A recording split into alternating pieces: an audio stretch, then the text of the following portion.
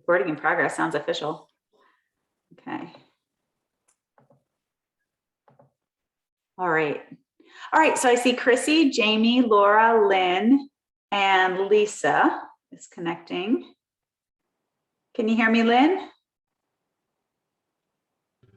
Yep, can you hear me? Okay. Yep.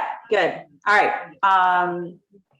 It's 7:31, so we're going to get started. So I sent out a survey to you all, and I have all the response tickets here, and I do want to take this raffle drawing live, so there are witnesses to who is going to win $20 gift card to Get Fit with Ashley. So let's see. Am I going to do it where you can see it? Oh, I'm just kind of thumbing through them now. This is fun. Margie S. Can you read my messy writing? Margie Schoninger. All right. Well, guess what? She's not here tonight, but I said you didn't have to be present to win. She is in Nashville. How about that? For like her 20th anniversary or something. Okay. So hi, Megan. I see you joined here. All right.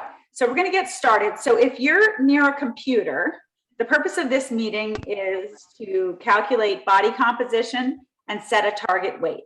I'm going to share my screen because if you're near a computer, you can do it right along with me.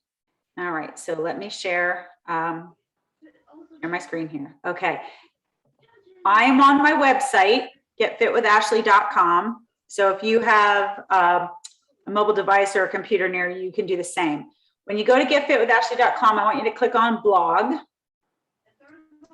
And there's a new article that I published today called Measuring Body Fat in 3 Easy Steps. Is anybody with me, or does anybody see that? Okay, I see Jamie shaking her head. If you click on that article, this is what we're going to go through today. This is the first part of what we're going to go through. Okay, anybody with me? Give me the thumbs up. Yep. Okay, perfect, perfect. Please unmute and interrupt me if I am going too fast or anything like that. Okay, so, whoops. All right, so what this article says is, there's all kinds of links in here. I wrote an article previously about BMI, which stands for Body Mass Index, which I don't feel it's a nice to know number, but it's not valuable to tell you much about your health. I can go into that later. But what we're doing today is we're gonna calculate body fat, and that is different than BMI. We're going to come out with our total weight. Okay, so let's say we weigh 200 pounds.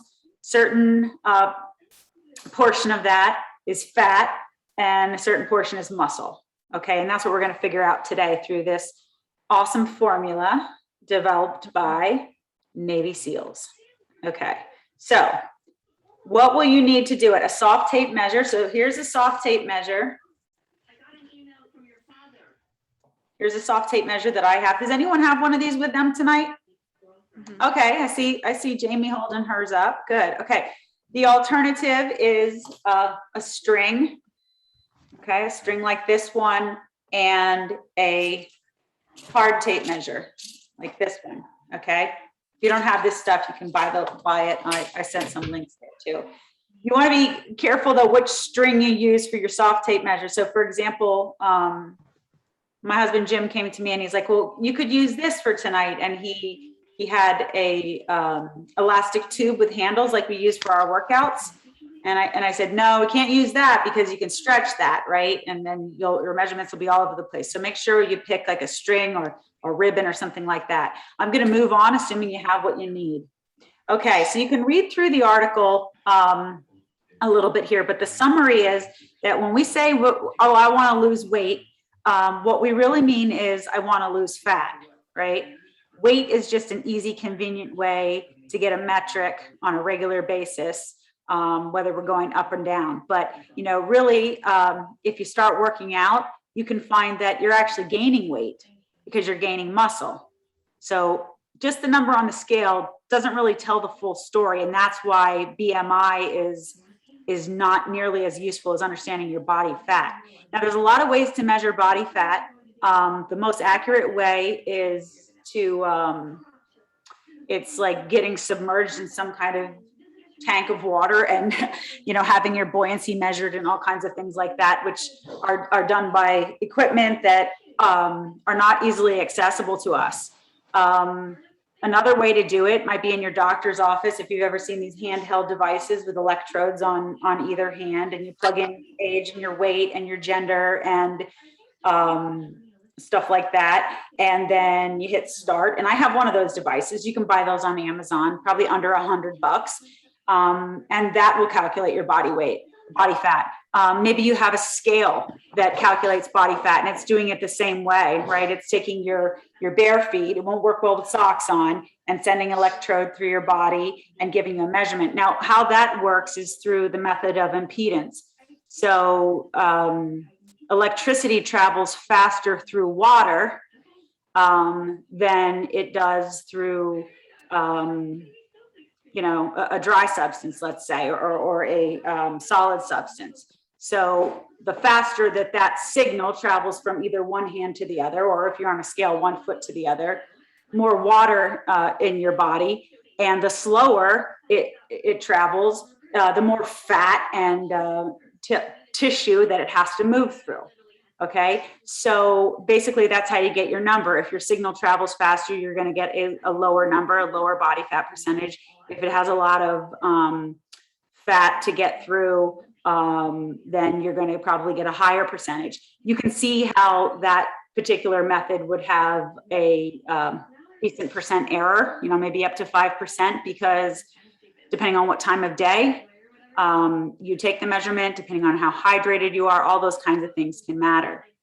I like this method we're going to use tonight. It was developed by Navy SEALs. It's a logarithmic function, sort of a complicated equation that you don't necessarily want to sit and calculate. That's why I'm going to give you a tool here in this article. So if you scroll down in this article that I wrote, you're going to be able to plug your values in here and compute your body fat. Okay, does everyone see that? Where if they're on the computer, yeah, you're going to be able to plug in your gender here. It's a radio button. Your height, neck, hip, and waist. Now, you need to know your gender and your height for this particular calculation, but I'm going to show you how to measure everything else. And we're going to compute body fat, and you're going to get a number here. Now, I can't see your screen. No one else can see your screen, so you can plug in anything you want, and it's not being saved anywhere. But I'm going to take you through an example here so you can see. I won't use my measurements, but I'll make some stuff up. The first one is height. So I'm going to say we're working with a female here who's, let's say, 5'2". Okay, so that's 62 inches. So if you know your height, you can put your height in if you like.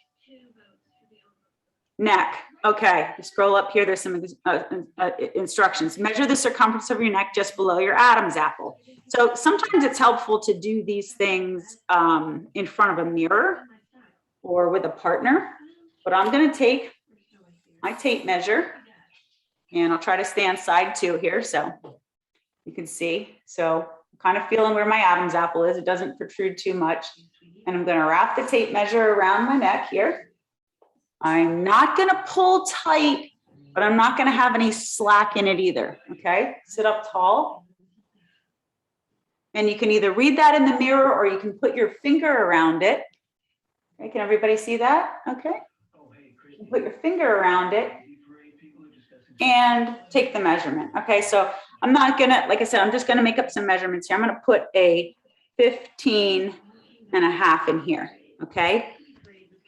The hip measurement's next. Let me show you how to measure your hip. This is where I think most people go wrong.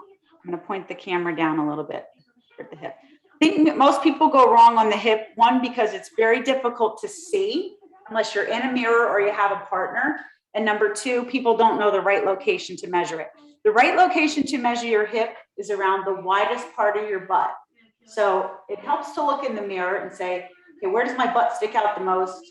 It's most likely here, it's not up here and it's not down here below my butt. So I'm going to turn and show you that I think it's around the widest part of my butt. And I could have a partner check that for me, or I could look in the mirror. I have a mirror right here. I'm looking in my mirror. A lot of people make the mistake of getting this one a little too low or too high. And that makes a big difference in the number. Okay, so can you see me? Does that make sense? Okay, thanks, Laura. I'm looking at your head nodding. Okay, so then I'm going to take that measurement here, and I'll just say that that measurement is 44. Okay, and I'm going to go down to the last one here, the waist measurement. Let me pause for a second and ask, does anyone have any questions, or is anyone not with me? And you don't have to do it right now. You can do it whenever you want, or you don't have to do it at all. Just kind of showing you a demo. Okay, the waist is next. So what I'm going to do with my waist is I'm going to find my last rib here, and I'm going to find the top of my hip bone, and I'm kind of going right in the middle of that. So it was right across where my belly button is my waist. Okay, and that's the same for men as well. I don't think we have any men on the call. If we do, they might be in the background. So men, you're not going to measure around where your belt goes or your pants hang. You're measuring around your belly button, the point in between your last rib, just feel for it, and the top of your hip, a point right in the middle of that. So on mine, I'm going to take my tape measure. I found my belly button, and I'm going to go around. I said that your hips, you measure your hips by the largest part of your body. You measure your waist by the smallest. Okay, so you're looking for the largest measurement and the smallest measurement. All right, so I'm going to say, use my tape measure backwards. So let me get that measurement again. All right, so I'm going to say that one was a 37. Okay, so I've got all my measurements here, my gender, height, and the 3 that I just measured with a soft tape measure. If you're measuring with a string, you know, you would do it the same way. Don't pull too tight on the string. I got my string around my waist, my string's right here. Now I'm going to lay it flat on this tape measure or yardstick. See how I'm laying that down there? And I'll read the number off the tape measure or the yardstick. That's why you don't need a soft one, but you need something that's not stretchy, okay, or metal. Some reason I say don't ever take a metal tape measure and put it around you is because you see it's got a big gap right here.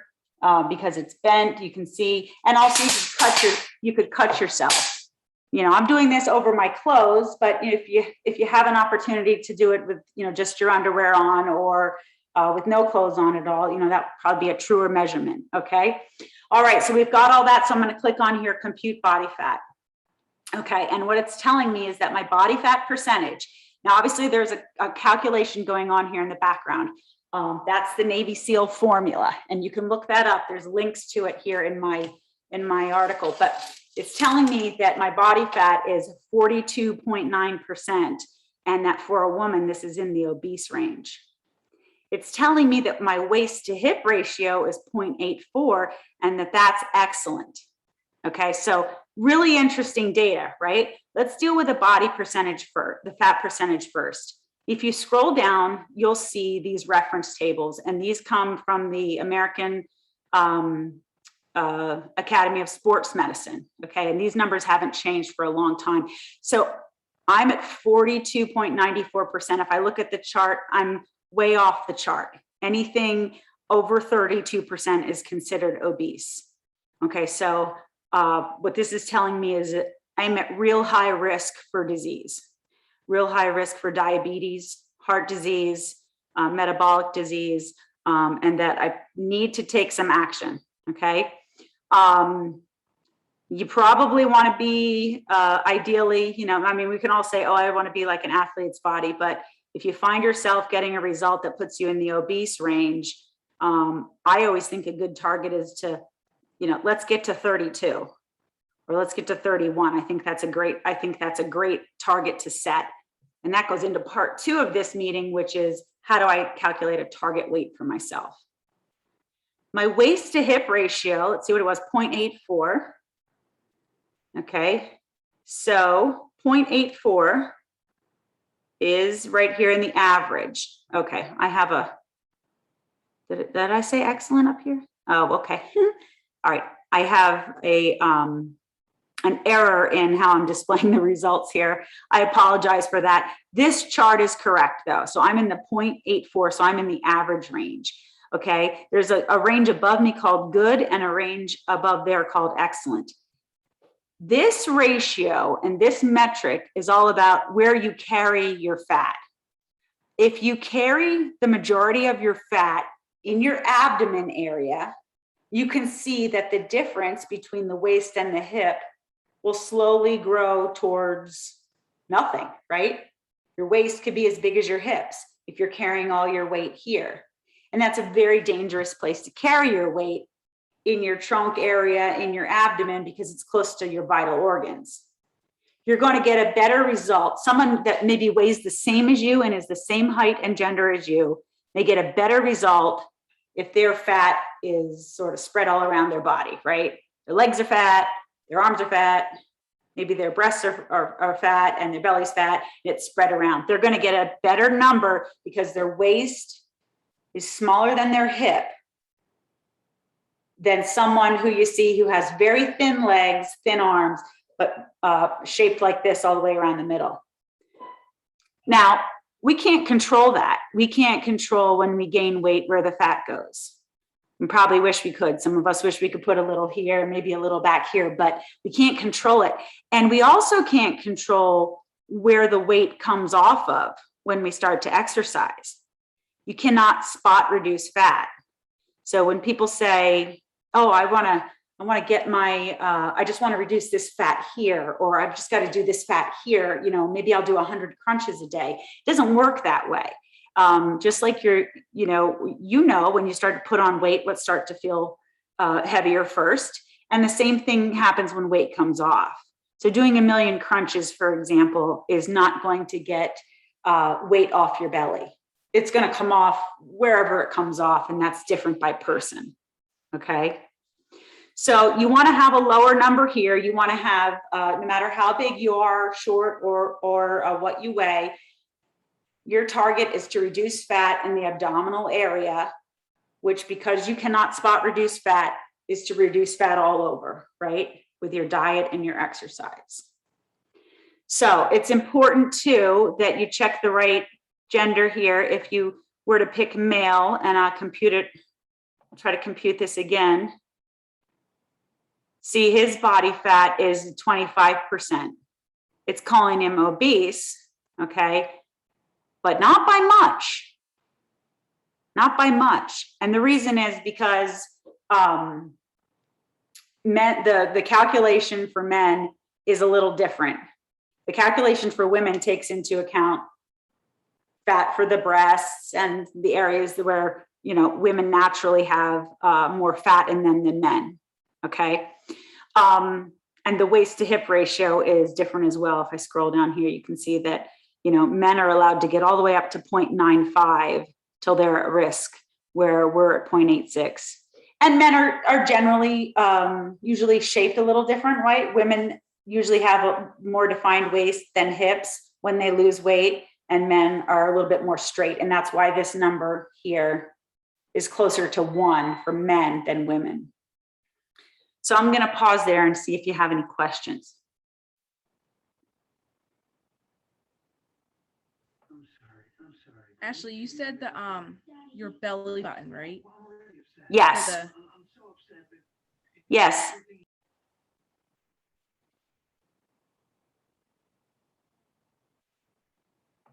Does anybody have any questions, or are you still with me? Does it make sense so far? Yeah. Okay, good. So, ideally, the challenge that you're in, I think everyone on the call is in the challenge tonight. The challenge that you're in would be a body fat reduction challenge, right? Because weight is what it is. If you start strength training and you gain weight and gain muscle, you're probably going to do poorly in the challenge. It doesn't mean that you're not getting healthy and getting fit and reducing your body fat, okay? But measuring body fat, as you can see, you just did for yourself, or maybe you'll do in the future, there's a % error associated with it that is hard to calculate.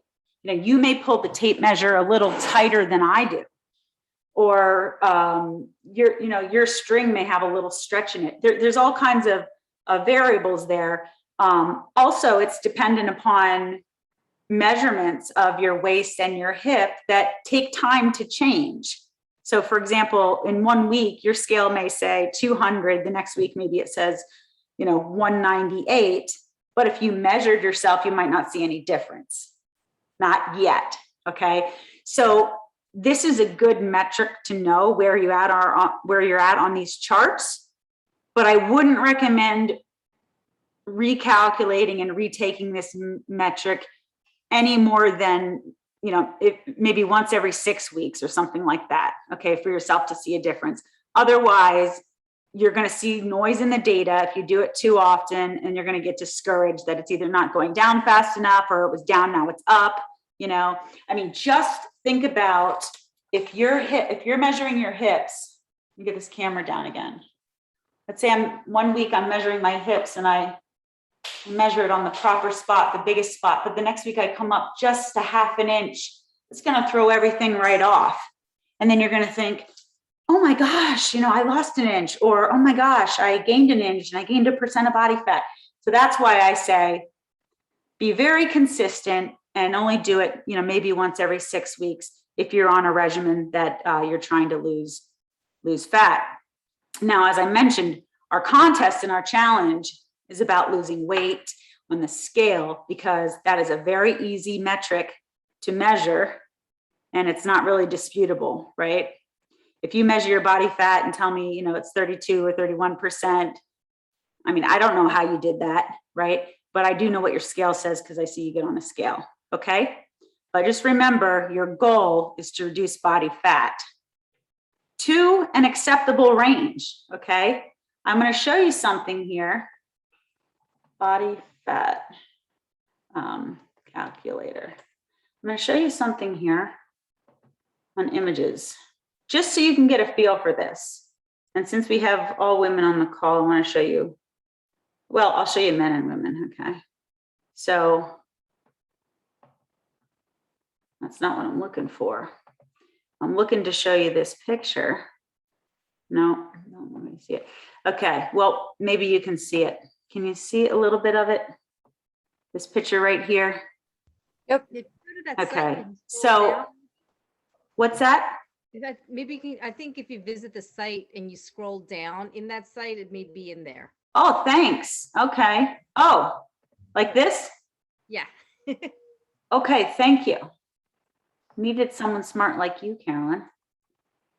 And then let me see if I can make it a little bigger. Okay, I hope that helps a little. All right, so these are some pictures of what, probably pretty close estimates of what these body fat percentages look like. So if you calculate your body fat percentage and you're over 32, so you're in the obese range, and you think, geez, I want to look like an athlete. I want to be in that like 14 to 20 range. And so you start looking at this, you got to ask yourself, is that really what you want to look like? And if so, why? Because if so, why? And if so, how bad do you want that? Because this person right here, whoops, what did I do? I lost her again. I'm sorry, bad with my movements here. This person right here who is showing that they have, I lost it, Carolyn. Here we go. 15% body weight is probably making a full-time job out of staying in that kind of shape. Like working hours in the gym every day, which most of us don't have. So let's go to the next one. Okay. This is probably in the athlete range too. This takes a heck of a lot of discipline to get a figure like this. And you don't need a figure like this to be healthy, right? So don't think, that setting your target, if you're over 32, setting your target for 32 or 31 is still bad. It's not, okay? This is very attractive, much more, in my opinion, much more attractive than this. much more healthy looking than this, right? So I know the scale sort of stops right around here at the 32 mark, but not many of us have enough time to devote to trying to look like this, or might even want to. Does that make sense? Any questions on that? Okay. All right, so let's get rid of that terrible picture. Go back to this. All right. So you can go ahead and read the rest of the article when you want to, but if you ever want to come back to this or show it to any of your friends, you know where to find it, okay? I'm going to go on to another calculation, okay, that's right here. Move this stuff over. About how you can use the data to set yourself a target weight, okay, like a long-term target weight. Now, this is pretty simple math. This calculation is going to be added to my article probably by tomorrow. It's just didn't make it in there for tonight. Here's an example, okay? Let's say you measured your body fat at 36% and your lean body mass at 64. Now, we did not measure this number, but this number is calculated by taking 100% minus the body fat, right? So you measured the body fat at 36 and the lean body mass is whatever's left, okay? If you very simply split yourself into two parts, fat and lean muscle. A little more complicated than that, but for the purposes of this, it's fine. So now I'm going to take an example of a 175-pound woman, and I'm going to say, instead of percentage, how many pounds fat is the woman? Well, if she weighs 175 pounds and she's 36% fat, she's 63 pounds of fat. And if she's 175 pounds and she's 64% lean muscle, then she's 112 pounds lean. These two numbers added together sum to 175, her weight, okay? Now on my site, when I add this to the calculation, all you're gonna have to do is plug in this number here in yellow, which is your target body fat percentage. Okay, so does this make sense? We've gone through, I'll say it one more time. So we've gone through the calculation on my website to get this 36 number. I believe the example I just did turned out to be 42, but let's just reset and say that we found out that we're 36% fat. Well, what's the other portion of us is 64%. These two numbers add to 100% of us, one person. So we're 36% fat and 64% lean. Now I want to take these percentages and I want to convert them into pounds. All I do is I take my current weight multiplied by the body fat. So this particular example, I weigh 175 pounds and I'm 36% body fat. So I'm 63 pounds of me is fat. The rest, which is 112 pounds, is lean muscle, okay? Here's where the target weight comes in. Right here, you pick a goal. Okay, so if I'm at 36, I look at the chart again, I say, okay, remember I said this to you? My first goal would be to get in 32%, okay? So I'm gonna set my goal as 32% fat, and my goal for lean mass is 68, right? Because again, these two numbers have to add to 100. I'm gonna assume I'm not losing any muscle. I'm keeping my muscle, my 112 pounds of muscle solid, and I'm only gonna lose weight from this fat number here. How do you do that? Strength training, okay? That's the best way that you can gain, that you can keep your muscle, is to continue functional strength training. Otherwise, if you do not do strength training or any kind of resistance-based exercise, and you try to diet and lose weight, you will lose muscle as well. You don't want to lose anything from this 112. You want to just lose the fat, the 63. So what I've done is I said, okay, My goal is to get 32% fat and 68% lean. I'm going to stay with 112 pounds of muscle, but instead of this 112 pounds of muscle being 64% of me, I want it to be 68% of me. I don't want to lose any muscle. I've got 112 pounds of lean body mass, and it's currently 64% of my total weight, but I want it to be 68% of my total weight. So this calculation says, in order for that to happen, you would need to weigh 164 pounds. The calculation is done by saying 112 is 68% of what number?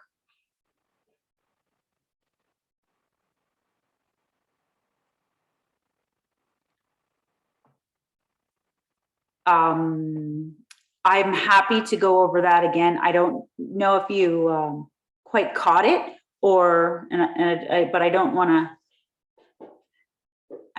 to waste your time if you did. So can anyone just raise their hand or unmute if you're not on video, and let me know if you'd like me to go over it one more time. No, I think I'm good, Ashley. Really good. Thank you. Okay.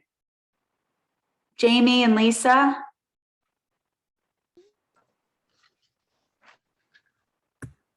I think I'm good. Okay. All right. And Lynn and Carolyn and Chrissy, you okay? All right. Okay. So I'm going to leave it at that. Sorry, this was a little choppy because I have, you know, such a nice calculator here, and then I went to this spreadsheet. But I'm going to put this in the article, and I will email all of you. I'm going to quick take your picture so that I can remember who was on the call. I'll email all of you tomorrow and let you know that the article's been updated and that you can go in and you can mess around with it. It's important, however, that you understand the math of how this is done. Just like it's important that you understand, if you're using MyFitnessPal, how MyFitnessPal algorithms work to give you the number of calories that you're supposed to eat in a day. Okay, it's all based on inputs. In the example of MyFitnessPal, you're telling MyFitnessPal your gender, your height, your weight, your target weight, and your age, I think. Anyway, whatever your activity level. You tell her whether you're sedentary or your physical, your physical activity is high, whatever. You give it all those parameters, and then it says to you, okay, 1,500 calories a day is what you need to lose weight at this certain rate, 1 pound a week or 2 pounds a week, whatever you put in there. It's important to understand that, just because, you need to be able to trust, and it needs to be logical what someone's telling you. Now, 2 last things I want to tell you is, you should go through this calculation, and then you should take it to your doctor the next time you go. I don't pretend to be a doctor. I can tell you that this calculation right here is grounded in logic. And this one here was developed by Navy SEALs, and there's a lot of documentation on that's been used for a very long time. So I didn't make them up. However, everybody is different. Okay. And I'm going to stop sharing the screen here. And if you have a hormonal issue or a metabolic issue, that can get all wacky. You can get all wacky with your weight loss. You can be doing all the so-called right things and not lose weight or be gaining weight, depending on what medication you're on, all kinds of things like that. So it's not a one size fits all, but it's good knowledge to have. One of the other articles I wrote, Know Your Numbers, body fat is one of those numbers that you should know, just like your blood pressure, your cholesterol, that kind of thing. It's just some good knowledge, good things to know. So that's one thing is that take it to your doctor. The other thing is, I think this is a great exercise to do to kind of open your eyes as to what could be a healthy weight for you. Because a lot of people think, oh, well, before kids, I weighed 120, or, before, when I got married, I was 130, or, whatever those things are. And so you still, when you look down at the scale, you still want to see that number. that may not be practical anymore. And it may not be necessary either. It is just fine to get yourself into the healthy range. And a little bit of fat isn't bad, right? If you get sick, it's good to have a little extra, I think. That's what my doctor said, I mean, not to be in the obese range, that's a red flag, but I mean, you don't have to be rail thin. So those two things are what I wanted to tell you. And now, if you have any questions or comments, we've got about 3 minutes left.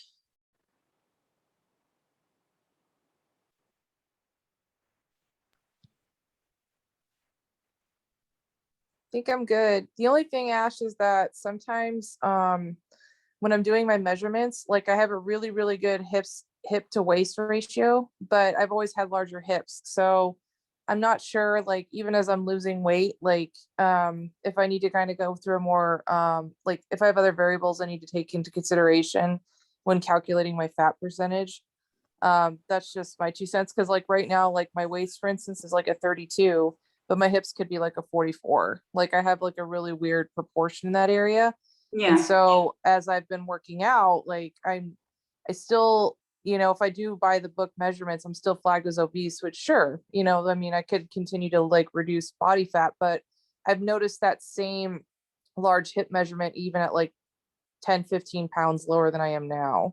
Yeah. So, you know what I mean? Like, I'm always kind of wondering, I probably should get like an official test done someday, but I'm just wondering, like, can you see that with like, maybe pear shaped or like hourglass shaped where it can be a little more hard to pinpoint is what I'm trying to say? Or is it, yeah. I think you're right. I think there's a lot of different body types. And I talked about how you're not able to spot reduce fat. So you may want to, like, your ideal goal may be to be like, oh, I'd love to get those hips like around 43 or 42, whatever, like lose an inch. I mean, that is it will come down if you lose enough weight, but I mean, how much weight do you have to lose? Your body's just shaped like that, right? So then we have some things that some things we just have to work with. I do think you should share the information with your doctor and see what she says. Go from there and take in as much about everything in your life, take in as much knowledge as you can and information and make your own decisions. I personally think you're perfect, Meg. Thanks. Thank you for this too. It was really helpful. I mean, just even as a baseline, I mean, I'm always trying to wrap my head around, how to sort through all that information too, just to find like a good happy medium. So I appreciate it. Sure. Anything else, anybody? All right, well, hit me out with questions, okay? And I will, I'll reach out to you when the calculator on my article is up to date. Thank you so much for joining tonight. I really appreciate it. Thank you. Have a good one. Ashley. Thanks. Good night. Bye, ladies. Bye. Night.